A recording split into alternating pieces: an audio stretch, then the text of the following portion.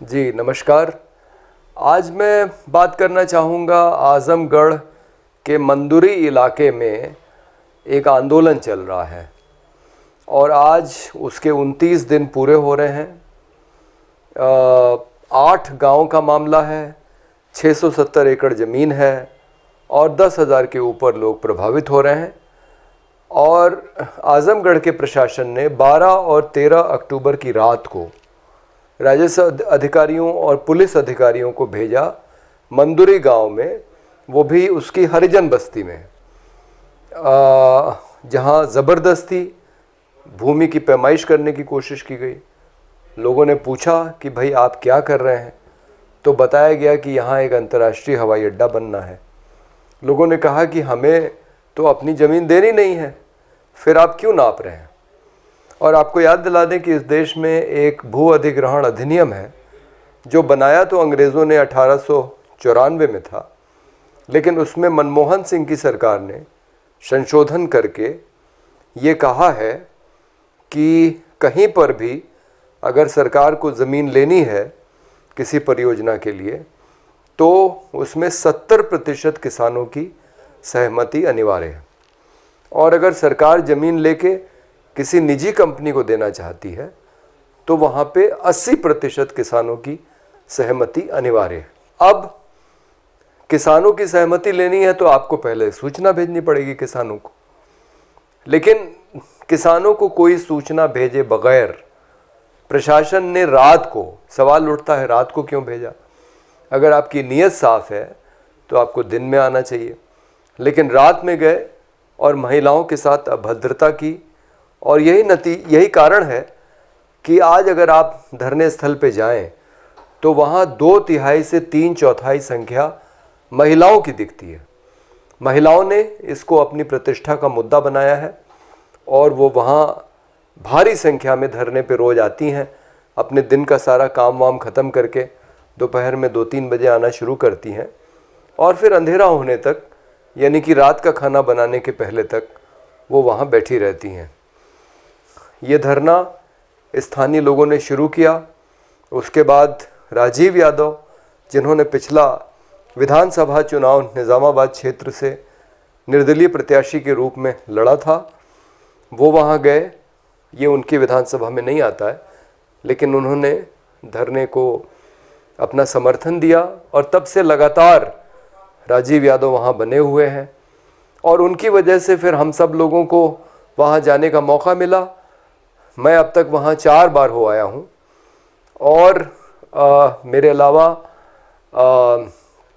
मेरी पत्नी अरुंधति धुरु, जो जन आंदोलनों के राष्ट्रीय समन्वय से जुड़ी रही हैं और पहले नर्मदा बचाओ आंदोलन में थीं, मेधा पाटकर, जो नर्मदा बचाओ आंदोलन की नेता हैं, और राकेश टिकैत भी वहाँ कल पहुँचे। तो इन सब लोगों के जाने से वो जो आंदोलन एक स्थानीय लोगों द्वारा चलाया जा रहा था, अभी तो वो आज़मगढ़ के भी एक क्षेत्र के लोग ही उसमें शामिल हो रहे हैं जिनकी ज़मीनें जा रही हैं। बाहर के लोगों के जाने की वजह से अब ये हुआ है कि इस आंदोलन के बारे में न सिर्फ आज़मगढ़ ज़िले में लोग जान गए हैं, क्योंकि लगातार रोज़ खबरें छप रही हैं, अब इसकी खबर दूर दूर तक देश और दुनिया में पहुंच गई है। अब सवाल यह है कि आज़मगढ़ में एक अंतर्राष्ट्रीय हवाई अड्डे की ज़रूरत क्या है। आज़मगढ़ से 2 घंटे की दूरी पे बनारस है और आजकल पूर्वांचल एक्सप्रेसवे से जाएं तो 2.5 घंटे में आप लखनऊ से भी आज़मगढ़ पहुंच सकते हैं। तो हवाई अड्डा तो पैसे वालों के लिए है जो हवाई यात्रा करना चाहते हैं, और पैसे वाले आज़मगढ़ से बनारस और लखनऊ आके हवाई जहाज़ पकड़ सकते हैं। आज़मगढ़ से ज़्यादातर लोग बाहर जाते हैं और बहुत पुराने समय से जा रहे हैं, जो पूरी दुनिया में मज़दूर के रूप में जाते हैं, काम करते हैं। और उसमें से एक ऐसा परिवार है, मज़दूर परिवार, जो ट्रिनिडाड और टोबैगो में जाके बसा और उसके एक वंशज ट्रिनिडाड टोबैगो के प्रधानमंत्री भी बने, जिनका नाम है वासुदेव पांडे यादव। उनका पिता का परिवार पांडे की तरफ से है और माता का परिवार यादव की तरफ से, तो वो दोनों उपनामों का प्रयोग करते हैं और 1995 में ही वहाँ के प्रधानमंत्री बन गए थे और 6 साल प्रधानमंत्री रहे। आजमगढ़ के लोग अपनी उद्यमिता के लिए जाने जाते हैं। उसको उत्तर प्रदेश का केरल कहा जाता है और हवाई जहाज़ का ना होना, हवाई अड्डे का ना होना कभी भी वहाँ के लोगों के लिए बाधा नहीं बना है।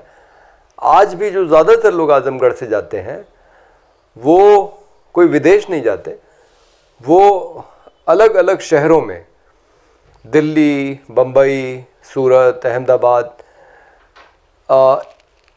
बड़े शहरों में जहाँ उनको काम मिलता है, छोटे छोटे कारखानों में काम कर पाते हैं, वहाँ वो जाते हैं काम करने के लिए। उसके लिए रेलगाड़ियों की ज़रूरत है। कल मैं आज़मगढ़ से कैफियत एक्सप्रेस से आया लखनऊ तक, और आपको बताएं कि स्लीपर क्लास में भी जितनी बर्थ हैं उससे कम 2 गुना लोग सफ़र कर रहे थे। कई लोग थे जिनके पास वेटिंग लिस्ट का टिकट है, कई लोग जनरल का टिकट लेके चढ़ जाते हैं, क्योंकि अब एक समस्या ये हो गई है कि बहुत सारी रेलगाड़ियों में जो सामान्य श्रेणी के डब्बे थे वो लगाए नहीं जा रहे हैं, तो लोग कैसे चलेंगे। तो ज़रूरत इस बात की है कि आप रेलगाड़ियों की संख्या बढ़ाएं, रेलगाड़ियों में सामान्य श्रेणी और स्लीपर क्लास के डब्बे बढ़ाएं, ताकि जो सामान्य लोग हैं वो सुविधाजनक ढंग से यात्रा कर सकें। ये तो है आजमगढ़ के लोगों की ज़रूरत। लेकिन हवाई अड्डा किसके लिए बनाया जा रहा है?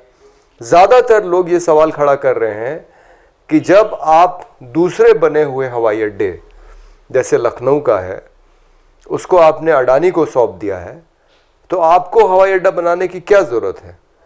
क्योंकि आप वहाँ पे भी हवाई अड्डा बना के और अडानी को सौंप देंगे, और हवाई अड्डा बनाने के लिए 670 एकड़ की ज़मीन की ज़रूरत तो पड़ती नहीं है, तो बाकी ज़मीन भी अडानी साहब को मिल जाएगी, जिस पे वो और मुनाफा कमाएंगे। शायद वो दुनिया के 2 नंबर अमीर व्यक्ति से 1 नंबर के बन जाएंगे। तो ऐसा लगता है कि ये मोदी सरकार पूरी तरह से पूंजीपतियों के हित में काम कर रही है, वो आम लोगों की ज़रूरतों को ध्यान में रख के काम नहीं कर रही है। और जो वहाँ पे ज़मीन जाएगी वो तो फिर उसका कोई उपयोग हो नहीं सकता। बहुत उपजाऊ ज़मीन है जिस पे कितनी पीढ़ियाँ वहाँ पे उस पे पली हैं और न जाने आने वाली कितनी पीढ़ियाँ पलेंगी। लेकिन अगर आप इतनी बड़ी ज़मीन लेके वहाँ एक सीमेंट की पट्टी बना देंगे और आने वाले समय में बहुत ज़्यादा देर नहीं लगेगा, मेरे ख्याल से शायद 50 साल, ज़्यादा से ज़्यादा 100 साल, जब धरती के नीचे का पेट्रोलियम ख़त्म हो जाएगा। और वैसे भी अब कार्बन उत्सर्जन पे रोक लगाई जा रही है। यूरोप ने कहा है कि 2050 तक वो एक कार्बन तटस्थ इलाका हो जाएगा। भारत ने कहा है कि 2070 तक वो कार्बन तटस्थ देश बनेगा, यानी कि हमारा कार्बन उत्सर्जन 0 हो जाएगा। तो जब हम पेट्रोलियम पदार्थों को नहीं जलाएंगे अपने वाहनों को, हवाई जहाज़ को चलाने के लिए, तो कार्बन उत्सर्जन कम होगा। तो अगर एक ना एक दिन ऐसा आने वाला है जब हमारी पेट्रोलियम पे जो निर्भरता है वो ख़त्म होने वाली है, यानी कि हमें वैकल्पिक तरीकों का इस्तेमाल करना पड़ेगा। और जब आपके ये हवाई जहाज़ पेट्रोलियम पदार्थों से नहीं चलेंगे और हमने कोई और अगर वैकल्पिक तरीका नहीं सोचा अपने यातायात व्यवस्था का, तो उस समय ये हवाई पट्टी स्थानीय लोगों के किस काम की होगी, जहाँ वो खेती नहीं कर पाएंगे। तो ये एक होड़ है जिसमें बढ़िया से बढ़िया हाईवे बना के, ज़्यादा से ज़्यादा एयरपोर्ट बना के, और उस पर बड़ी बड़ी कार कंपनियों द्वारा जो कारें बेची जाती हैं, दुनिया भर की कारें अब देखिए हिंदुस्तान के बाज़ार में बिक रही हैं, ज़्यादा लोग हवाई यात्रा करने लगे हैं। तो ये एक होड़ मची हुई है कि कार्बन उत्सर्जन पे कड़ाई से रोक लगाने के पहले जो पेट्रोलियम की कंपनियां हैं, जो कार बनाने वाली कंपनियां हैं, हवाई जहाज़ बनाने वाली कंपनियां हैं। अब आपको मालूम है कि बड़ौदा में मोदी जी ने टाटा के साथ मिलके एक हवाई जहाज़ बनाने वाली कंपनी का भी शिलान्यास कर दिया है। तो ये एक होड़ है धरती के नीचे सीमित पेट्रोलियम पे ज़्यादा से ज़्यादा मुनाफा कम से कम समय में कमाने की, इसमें लोगों का कोई हित ध्यान में रखा नहीं जा रहा है और इसीलिए लोग इसका विरोध कर रहे हैं। लोगों को समझ में आ रहा है कि अगर उनकी ज़मीन चली जाएगी तो चाहे जितना पैसा उनको मिल जाए मुआवजे के रूप में, लाखों करोड़ों रुपए मिल जाए, लेकिन पैसा तो एक ना एक दिन ख़त्म होने वाला है और फिर वो खाएंगे क्या, फिर उनके आने वाली पीढ़ियां क्या खाएंगी।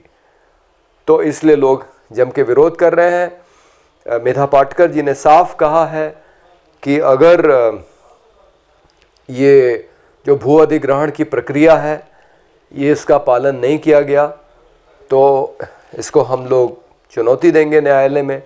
ग्राम सभाओं में प्रस्ताव पारित कराने की कोशिश की जा रही है कि लोग इस बात को अस्वीकार करें कि उनकी ज़मीन सरकार ले, और यदि 70% से ज़्यादा लोग प्रस्ताव में शामिल हो जाते हैं तो कोई तरीका नहीं है कि सरकार ये ज़मीन ले पाएगी। गुरनाम सिंह चढ़ूनी का नाम मैं भूल गया था, बड़े किसान नेता हैं।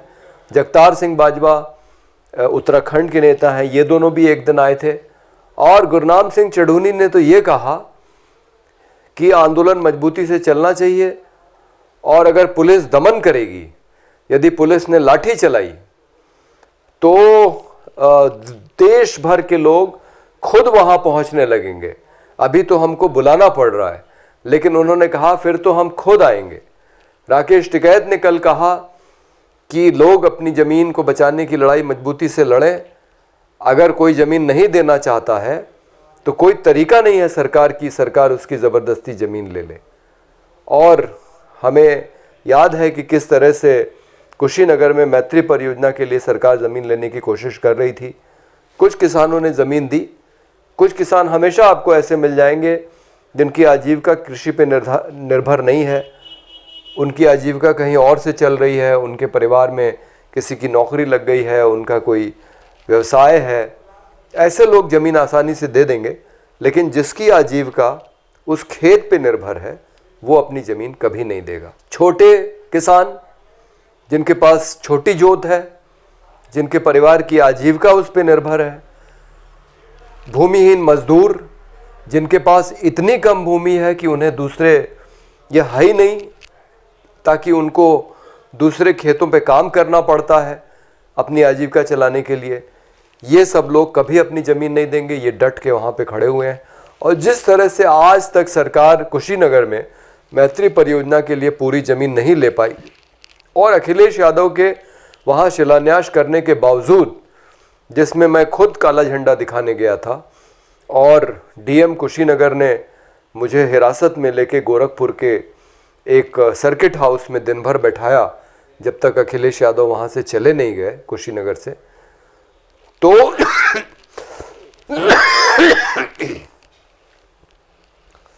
उसी तरीके से यहाँ पे भी